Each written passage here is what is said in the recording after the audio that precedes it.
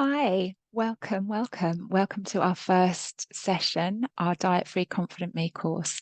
This is the first video in the series. So have a watch today, find somewhere quiet to sit where you won't be disturbed, and just have a listen because we're going to be doing some exploration today.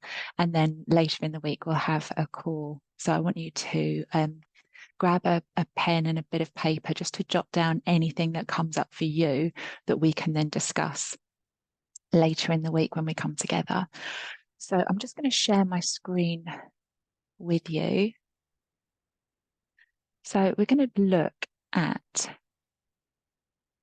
our reasons why. So why is weight an issue for so many? And what's really important is to find out what is the reason behind your own weight gain. When we know what's going on with us, we can do something about it. When we aren't aware, we're hopeless. As much as we try, we just feel powerless, feel hopeless to do anything about it. So let's look at finding the real reason.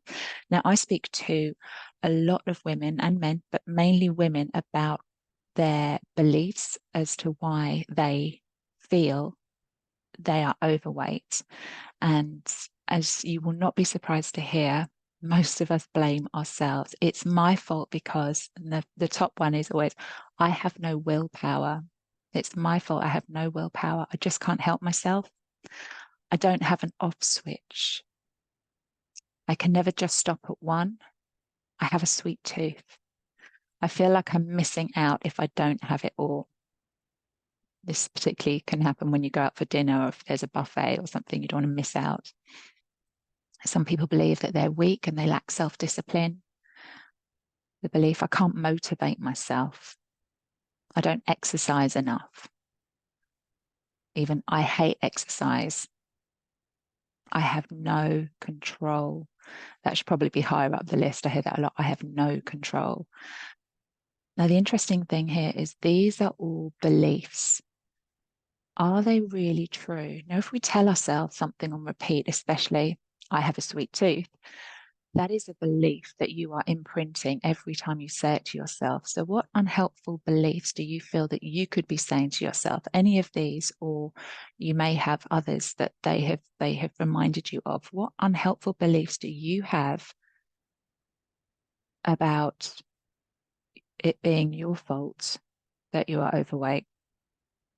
And ask yourself, is this belief really true? Do I want it to be true? Is it helping me? And the important thing about this is when we are choosing to believe in these beliefs and blaming ourselves, we're also, without really realizing it, we're adding the emotional weight of things like this. We're adding the emotional weight of guilt, judgment, self-criticism, shame, sadness, discomfort, disappointment, hopelessness. So it's really important. So when you say these beliefs that you have about, I don't have an off switch, or I'm not exercising enough, I need more willpower, I just don't feel motivated, I have no motivation at the moment. And another belief I hear, doesn't matter what I do, I just can't shift the weight. They are beliefs. And when you tell yourself things like this, especially things like, it doesn't matter what I do, I just can't lose the weight, there's a real feeling of helplessness and hopelessness there. And you cannot underestimate the weight of this emotional baggage that we carry. So have a think and just see what comes up for you, and just make a note of it. Just jot down, what are the things that you're telling yourself? What are the beliefs that you're saying to yourself? And how do those beliefs make you feel? Really important. So let's just, I'm just going to come off. Oh, let's go back here. I'm just going to come, she says, I'm going to come out of screen sharing. There we go. So you get to see me again now. Yeah, so just close that down. Yeah, so looking at what is going on for you and why is this important? Well, the thing is, these emotions that we're feeling, they perpetuate the cycle of our need to eat emotionally, overeat, and even drink alcohol, drink more alcohol, feel the need to have a drink, followed by another one, another one. That's all emotion led. And one of my favorite sayings is, when you feel like rubbish, you eat rubbish. So it's really important to look at what cycle we're perpetuating, because you can break the cycle by changing your emotional state. How do we do this? How do we change our emotional state? Well, it all starts with awareness. So looking at your negative beliefs about why you cannot lose weight is also really enlightening to look at negative beliefs about being slim. I'm going to tell you a little story about a client of mine who he's a fitness training client. I've had him for years and years and years. And it's so interesting because I've witnessed him go up and down the scales. And when I talked to him about the subconscious work and getting to the root cause of what's going on for him, we uncovered a really interesting belief. So when he was in his late teens, early 20s, he was very slim and he didn't get a lot of attention from women. And later on, he went and got a job in the city, and there was, an abundance of money and um, lifestyle, eating out, drinking. And with all that, he started to put on weight. And as he gained weight, he got a lot more attractive to the opposite sex, in his opinion. So his sex life went through the roof, and he was at his heaviest he'd ever been, and he was having a great time. So he's attached being overweight to being attractive, more attractive, and having lots of sex. So no wonder years down the line, he has this real inner conflict going on about his ability to be slim.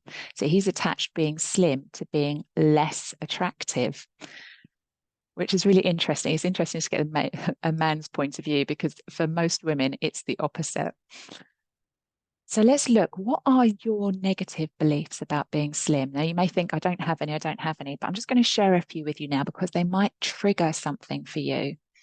So I'm just going to share a few. So unlike my client, you may have the opposite belief that my partner will find me more attractive and want to have sex with me more, and I don't want to, or I'm not interested, or I can't be bothered.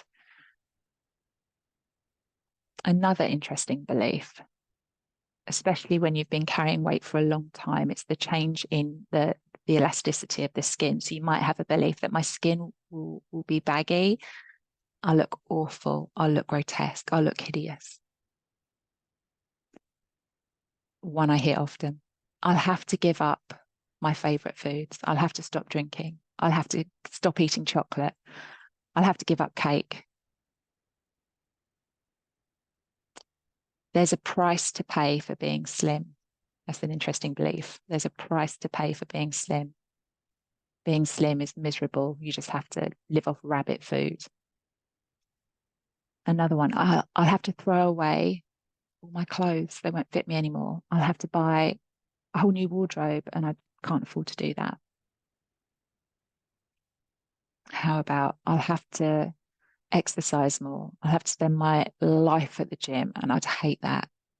I'd have to work out harder. I'd have to do more classes. I'd have to do spinning. I'll have to start jogging to lose weight. Another one, what will people think of me? What will people think of me? It's interesting. Again, these are all beliefs, but these are negative beliefs about being slim. So what possible negatives do you think you may hold when it comes to losing weight? Are there any? It's important to actually ask yourself that question. What would be a negative belief that I would hold about being slim? Maybe when you were younger, you were called like a bag of bones or something really unflattering, and that image has stayed with you. What negatives have you heard throughout your life about being slim? What ones are you still unconsciously allowing to run wild in your mind? Because your subconscious mind, when we attach negative outcomes to being slim, you are unconsciously sending a message to your subconscious mind that says being slim is not something you want. And your subconscious mind is always listening. It's listening to what you think and it's listening to what you say. And it will always do what it thinks you want it to do, which is why sort of when we say something that we want and then we back it up with why we can't have that, the mind is hearing why we can't have that. So I want to improve my fitness, but I hate the gym. It just cancels it out. Your mind's job is to protect you and give you what it thinks you want. So when we're sending our mind these unconscious messages, it's latching onto those and it's making them true for us. So if you've got any negative thoughts around being slim, your mind is hearing those things as a negative, as bad. We don't want that. So you could be unconsciously sabotaging your ability just to shed any unwanted weight that you just don't want in your life anymore. You may be unconsciously sabotaging yourself through negative beliefs about being slim. And I know you may say, oh, but if I want to lose weight, I've got to, give up chocolate. I've got to, that's just how it is. Really look at those ones. Really look at what you're telling yourself, because you can choose to say something different. And a real life example of that is my husband and I. We moved house in November. We gave up our gym membership because we knew we'd lots of work to do on the house, getting the kids all settled into schools and all the rest of it. So we were like, we gave up our gym membership with the intention we'd go back at Easter, which didn't happen. And we went to my mum's in the summer, and my mum has scales in her bathroom. Now we have scales, but I keep them right in the back of a cupboard somewhere, because I don't think it's helpful to weigh yourself regularly. And he had done the same thing I did, went in my mum's bathroom, they were on the floor. So autopilot kicks in. He weighed himself, and when I was in the shower, I then got out and weighed myself out of interest. And then we came downstairs and he said, oh my God, I've gained all this weight. I really need to start running again. I didn't realize I got so heavy. And then I was just like, yeah, I've also gained weight. But I'm actually not going to tell myself that anymore. I'm going to not say, oh, I'm losing my fitness because I'm not at the gym. I'm going to start saying to myself, oh, you gained a few pounds. You're easily going to burn that off. You're easily going to lose that. It's going to drop back off. You maintain a natural healthy weight. It's easy for you. Whereas he then had in his head, I need to run more. I need to run more. I'm not running. I'm not losing weight. And he battles with his weight. I need to do a session with him, really, don't I? But it's interesting, the language that he was using and telling himself that in order to lose weight, he had to start running 3 times a week.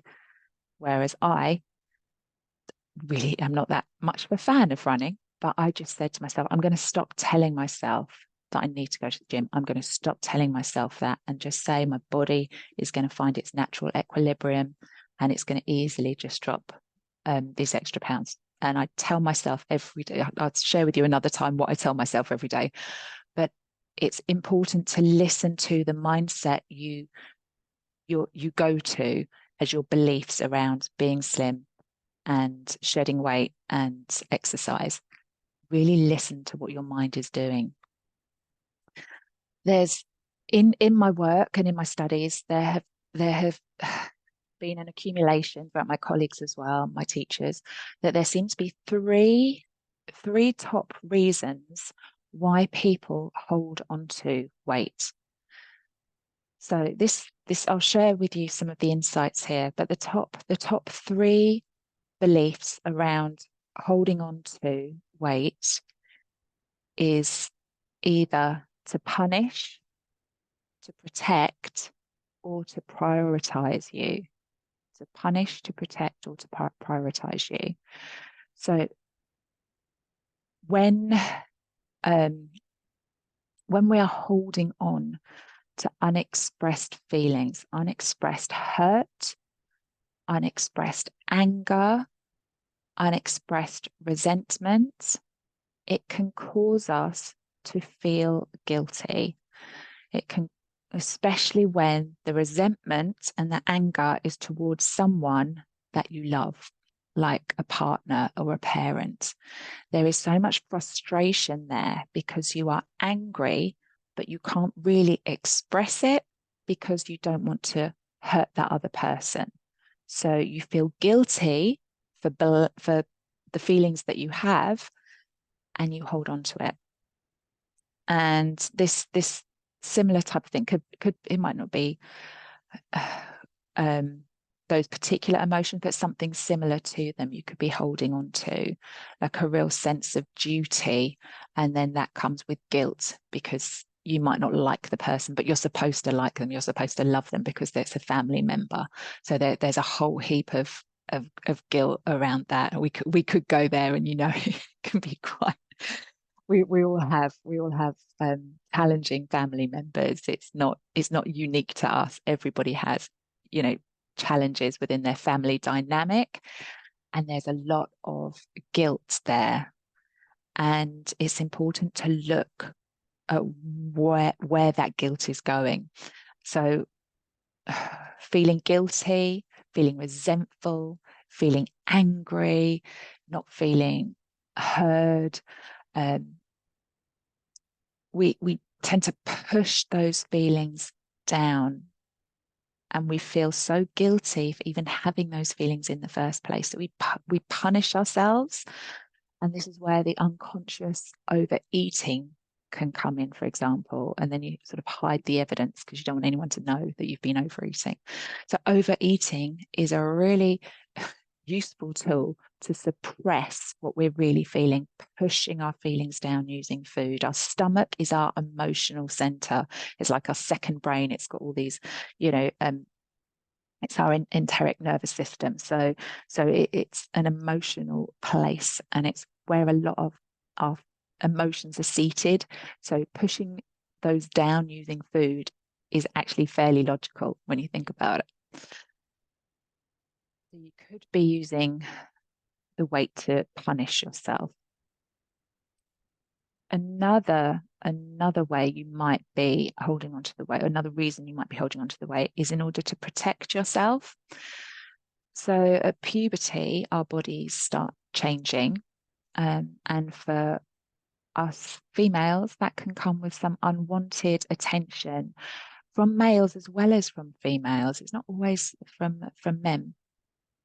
In fact, I think it can be slightly more harmful when it's from a female family member who should understand and know better.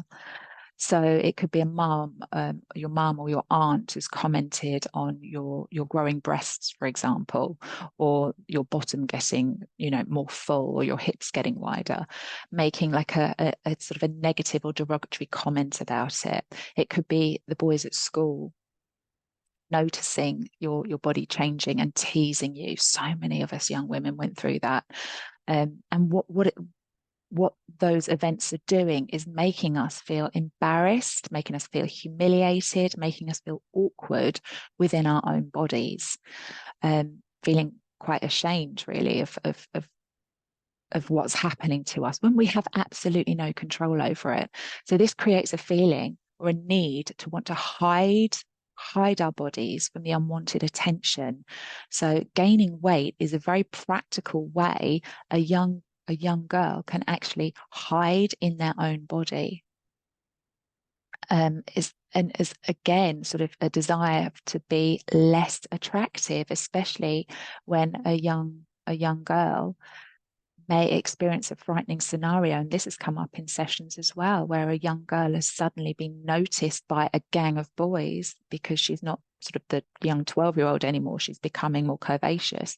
And she actually felt very frightened. And it was quite a scary scenario that she was in, surrounded by these boys that were all making comments about her. And she felt really quite vulnerable.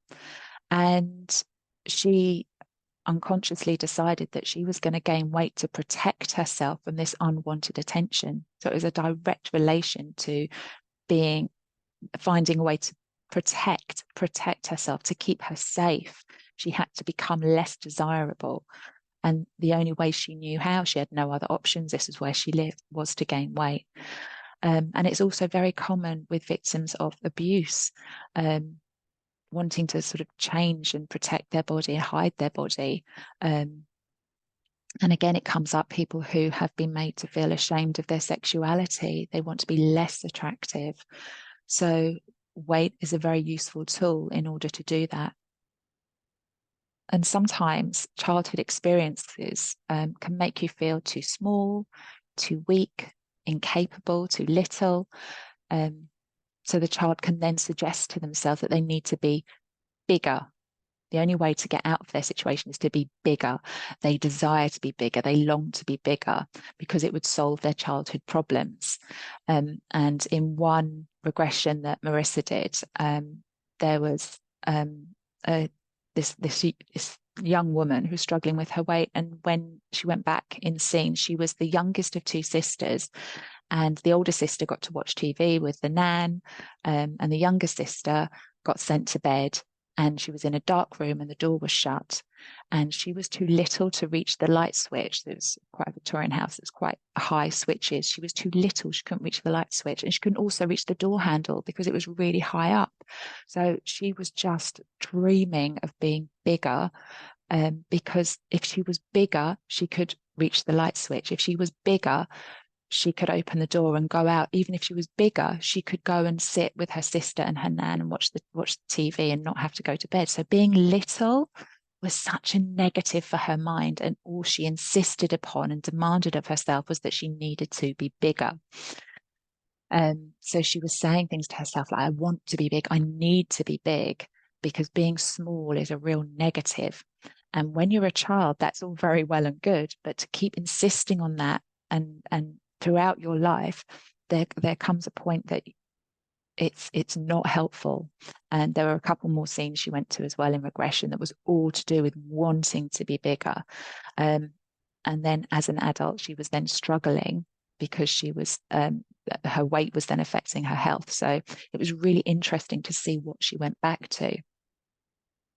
Another one, and this is super common, is it's a way, the weight is your body's way of calling to you to prioritize yourself. And there can be a belief in the unconscious mind that you believe that you don't matter, or you matter less than other people. So you put yourself last.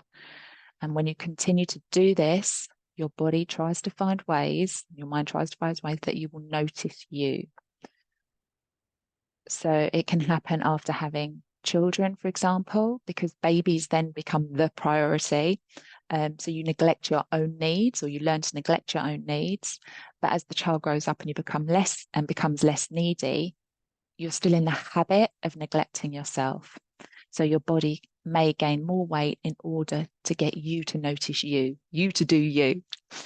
And it can also happen, very common, around perimenopause and menopause, a time when your body needs you to give it extra care, extra attention. But this frequently comes at the time of life when you've got elderly parents, or parents that are having health issues and demand more of your attention, or teenagers, or young adult kids, and they can be more demanding of your time, but in a very different way.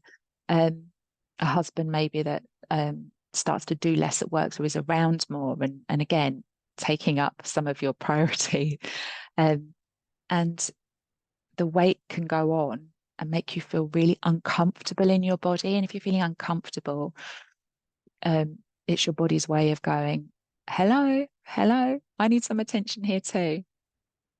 Another way your body might do that is you might develop a health issue, you might get an injury. It's all your body's way of saying, I need your attention and you're not listening, and I need it now. So that's often what happens when it comes to like an injury, for example, or a pain in the body. It's demanding your attention. It's demanding that you notice yourself and prioritize you. So, what is your body saying to you? I'm talking to you now. What is your body saying to you? So just close your eyes for a moment. Close your eyes and just breathe and relax and just allow what we've been talking about just to really sort of sink in and just start forming connections for you. How do you feel about your body right now? How does the unwanted weight that you are currently carrying make you feel?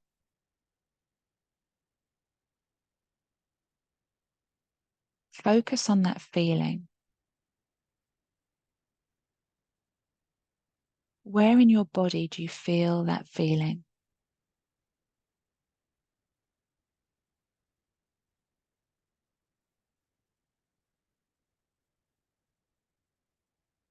Just keep breathing and relaxing, just focusing on that feeling. How does your body make you feel? How do you feel about your body right now? What is the feeling that you're getting? What is that feeling? Just focus on that feeling. Find that feeling in your body. Where is that feeling in your body? We're just going to follow that feeling. Your mind is an absolutely phenomenal place. It has all the answers. And you're just going to ask your subconscious mind to locate a memory, a scene, a place in time when you had that same feeling. So just imagine now that you can float out of your body and just hover above yourself. And you can look down at yourself and see yourself sitting in the chair and just allow yourself just to become lighter, floating out of yourself as you breathe and relax. And I just want you to focus on that feeling where it is in your body. Feel that feeling and just allow that feeling to take you back along the timeline of your life to a scene, a place, a memory, a scenario, all to do with that same feeling. And just as you drift back, travel back, move back, your mind is just going to locate the exact scene it wants to show you, all to do with where, when, how, why you have that feeling. And just as that scene comes into your mind, just follow that feeling. Be in that scene and just like a detective looking over, around, through that scene. What are you experiencing? What are you doing? How are you feeling?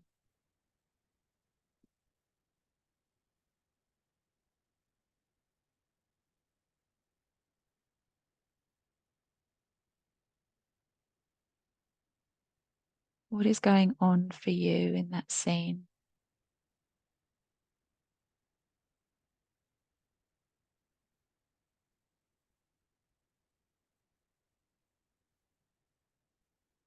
What conclusions are you drawing about yourself?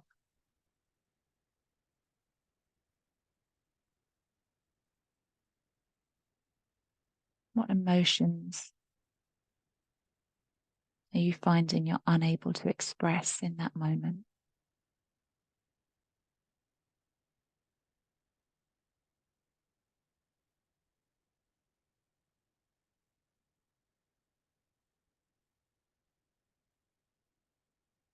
What are you feeling?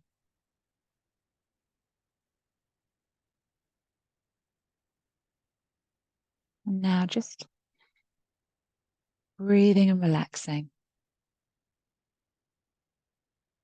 noticing exactly what you need to notice from this scene. You're just going to float up away from this scene and just be drawn back to another scene now, another place, another memory, all to do with that same feeling, and allow that feeling where you feel it in your body just to pull you back through time as your mind locates the exact scene it wants to show you, all to do with that same feeling. And as you arrive at this next scene, this next memory. Just be the detective looking over, around, and through that scene, understanding with a new awareness what is going on for you. What are you experiencing? What are you doing? What are you seeing? What are you hearing?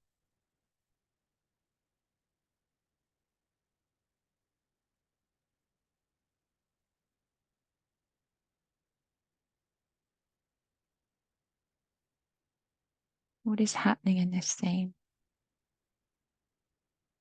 What are you experiencing?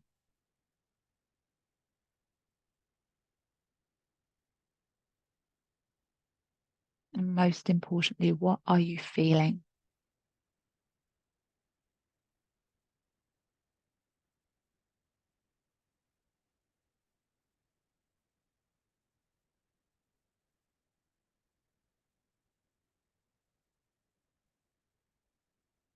What conclusions are you drawing about yourself?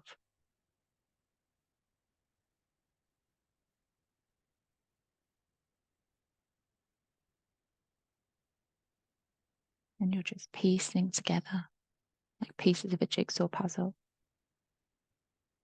Once again, connect to that feeling. Connect to that feeling. Feel that feeling like it happened yesterday and allow that feeling just to move you back. You're floating up away from this scene now. You're being drawn back to an even earlier memory now. All to do with those same feelings. Follow those feelings as you go back to another time, place, memory, or scenario. Drifting back, traveling back, floating back to an earlier scene, an earlier memory. All to do with why, when, and how you have those feelings and you picked up those beliefs.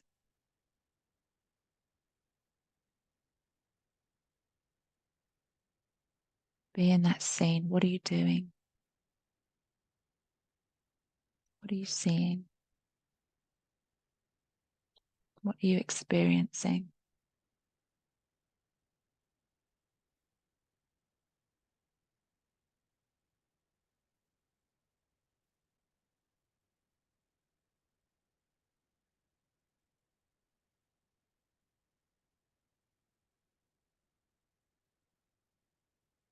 What are you feeling?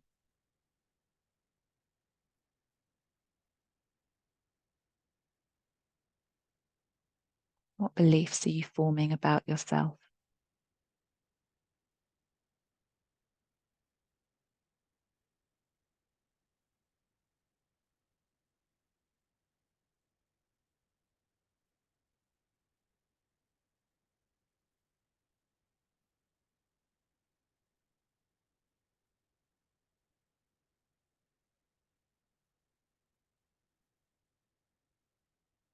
Just taking a deep breath and letting that breath go. Now, as the adult, the intelligent, wonderful adult that you are now, what advice would you give your younger selves? What would you say to that younger self who was experiencing what they experienced? Knowing what you know now, what did they need to hear? What would have supported them in those scenes? Just say it out loud to yourself now. What did those younger yous need to hear?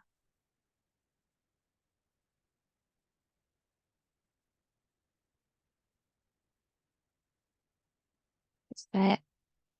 Set yourself now. Set your younger self, those younger selves that you've just visited.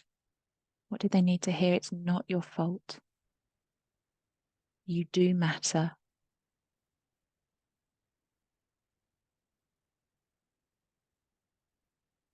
It's not about you. They're just being unkind.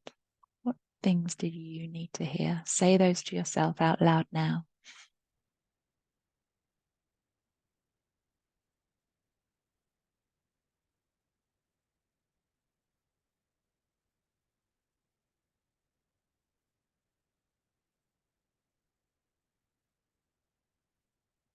And just see those younger versions of you, just see them changing. See how your advice changes how they feel. They feel more supported. They know it's not about them. It's not their fault.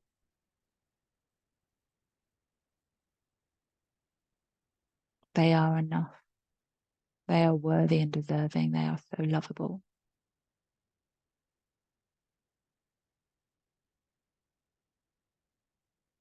Knowing what you know now and just sharing that advice with them.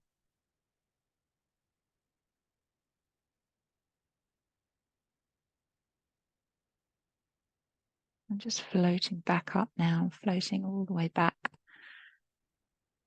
towards yourself, floating along the timeline of your life, just seeing how those experiences and many other experiences like them affected how you felt about you.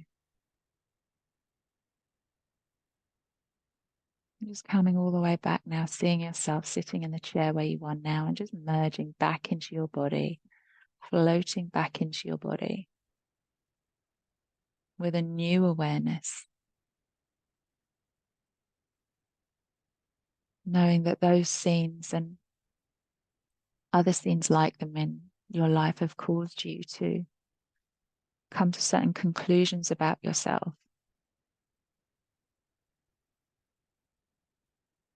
Maybe there are emotions that have been suppressed that need acknowledging. And knowing what you know now, what advice would you give to your younger self? And you can say that to yourself every day, just supporting yourself. Your younger self knows that you've got their back and you don't have to carry the burden, the weight of other people's criticism, judgments, negative opinions. You don't have to carry the weight of guilt.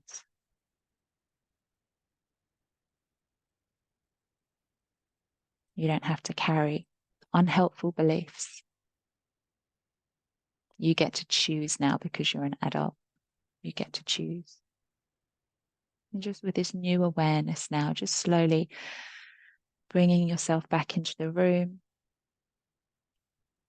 And when you're ready, on the count of 3, 2, and 1, just slowly opening up your eyes, bringing your attention back to right here, right now. Just take a deep breath. Well done. Now you may want to go back and do that again. You may want to do it in your own time with more time. It depends what came up for you. Depends where you are now. And obviously if you're in the car, not the best time to do it. So you need to find somewhere really comfortable and quiet just to sit and give yourself some time, because your mind has all the answers. And just follow your feelings, because your feelings are the most real thing about you and they're what requires to be felt. So this week, it's your job to become like a detective, just like Columbo.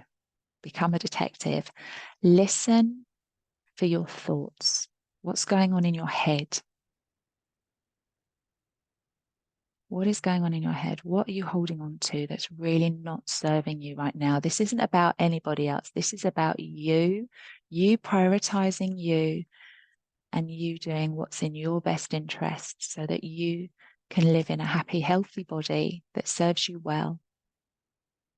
So it's your job this week to listen out for your thoughts, listen out for anything that you say about your body to other people or to yourself. Listen about what you're saying about what you're eating or what you've eaten. What are you saying? Is it helpful or is it unhelpful?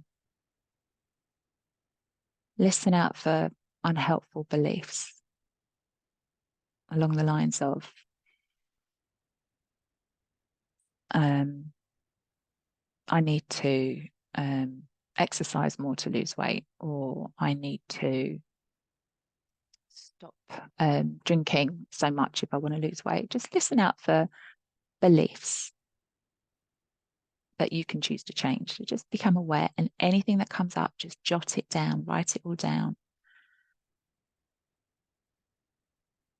And what are the feelings that are coming up for you? What are the feelings? This is so vital. What are the feelings that need to be acknowledged, that are asking for your attention?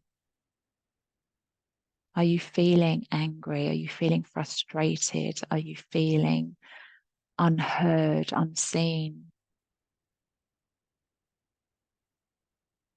What is coming up for you? Write it all down, because there is freedom in this. There is absolute freedom in this. Jot them all down. And when we come together on our call later in the week, we will discuss what comes up for us.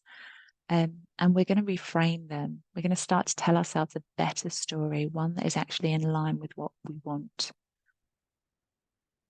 So this week, you're being Columbo. And that's all you got to do. So I look forward to speaking to you later in the week. I will be in touch to make sure we've all got a convenient date and time.